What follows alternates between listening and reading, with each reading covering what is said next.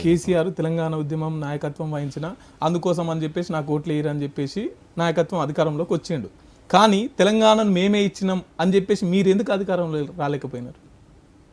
దీన్ని ప్రాక్టికల్గా ఆలోచన చేయాలి. ఏదో రాజకీయ కోణంతో చెప్పమంటే అది దానికి జవాబు చెప్తా, కానీ ప్రాక్టికల్గా ఆలోచన చేస్తే జనరల్గా ఏ ఉద్యమం జరిగినా ఉద్యమకారునికి సానుభూతి పోతుంది తప్ప ఉద్యమం ఇచ్చిన వాళ్ళకు సానుభూతి రాదు.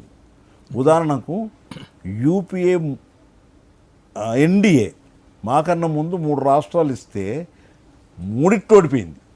ఒక్కదానిలో మాత్రం అలియన్స్ తోటి పొత్తుతోటి రాష్ట్రం ఏర్పడ్డది. ఇది సాదృశ్యంగా కనబడుతున్నది. 2 దీనికి ఇంకో ఉదాహరణ కూడా చెప్తా. స్వాతంత్ర పోరాటంలో last governor general Lord Mountbatten ఆయన ఈ ఉద్యమాన్ని చూసి, గాంధీ యొక్క ఉద్యమాలను చూసి బెంబేలెత్తిపోయి చలించిపోయి, ప్రజలు అమాయకులు అయినా నిరసన తెలియజేస్తూ ఉన్నారు, ఉద్యమం కావాలంటున్నారు, వాళ్ళు స్వేచ్ఛ కావాలంటున్నారు అని కొంత కరిగి బ్రిటిషర్ను కొద్దిగా ఒప్పించుట్లో ఆయన పాత్ర ఉంది. ఈ చరిత్ర సత్యం. ఆయన బొమ్మ, ఆయన స్టాచ్యూ ఈ దేశంలో ఉందా? ఒక్క స్టాచ్యూ. గాంధీ స్టాచ్యూ పలు దేశాలలో ఉన్నది, అంబేద్కర్ స్టాచ్యూ పలు దేశాలలో ఉన్నది. ఆ దేశాలకు ఏం చేసిండ్రో తెలియదు, కానీ భావాలు పంచిండ్రు, ఆలోచనలు పంచిండ్రు. ఉన్న వాళ్ళకు లేని వాళ్ళకు ఉన్న వ్యత్యాసాలను ఎత్తి చూపించి సమాజాన్ని నడిపించిండు, ప్రపంచ సమాజాన్ని. కాబట్టి వాళ్ళు బొమ్మలు పెట్టిండ్రు.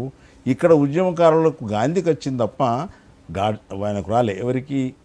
లార్డ్ మౌంటన్ బాటన్కు. ఈ 2 ఉదాహరణలు సరిపోతాయని నేను అనుకుంటాను.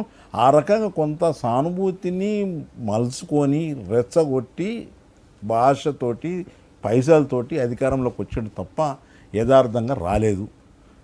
మనస్ఫూర్తిగా తెలంగాణ రాష్ట్రాన్ని ఎందుకోసమైతే సాధిస్తామో అందుకొరకు మాత్రం పని చేయలేదు. ఇది నేను నిర్మోహమాటంగా చెప్తా ఉన్నాను. నీళ్లు, నిధులు, నియామకాలు, తెలంగాణ ఆత్మగౌరవం అన్నారు. ఏమన్నా అయిందా?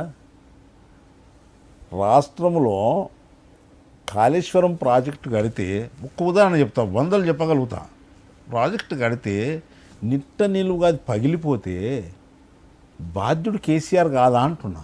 మీరు మొన్న పోయినారు కదా, అదే చూపించిన అనేక పార్టీలు నువ్వు అసెంబ్లీలో చర్చ, థియరిటికల్గా మాట్లాడు, హైపోథెటికల్గా మాట్లాడు. ఎందుకని మా రేవంత్ రెడ్డి గారు అన్ని పక్షాలు రానిరే, నేనేదో రాజకీయంగా మాట్లాడినట్టు అవుతుంది. మనం అందరం సభ్యులం, ఈ రాష్ట్రాన్ని నడిపించే సభ్యులం, మనం అందరం కలిసి పోదాంపా, ఆడేం జరుగుతుందో చూస్తాంపా అని తీసుకుపోయి ఆ పగుళ్ళని చూపించినాక ఇట్లాంటి సర్వసాధారణం అంటాడు. నాగర్సాగర్లో సర్వసాధారణమైందా? పోచంపల్లిలో సర్వసాధారణమైందా? కడెం ప్రాజెక్టులో సర్వసాధారణమైందా? బాక్రండంగల్లో సర్వసాధారణమైందా? ఏమన్నా కొంత ఉండాలి.